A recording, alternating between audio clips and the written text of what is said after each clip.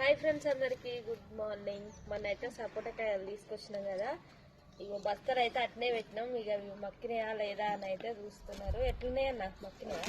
తక్కువ 2 కిలోలు కూడా మొక్కలేరా? 2 కిలోలు కూడా మొక్కలేదా?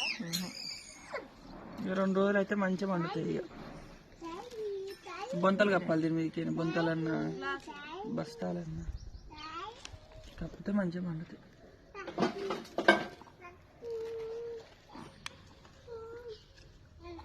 మామూలు ఇక చూసు తక్కువ తినుడు ఎక్కువ ఉంది. ఇంకా మరి మా కళ్ళకి పంచుకుని దాకా ఆగుతారో మొత్తం కాడ కూర్చొని అయిపోగొడతారు. ఒక్కటి కూడా తిని ఆస్తులు పంచుకుంటావా?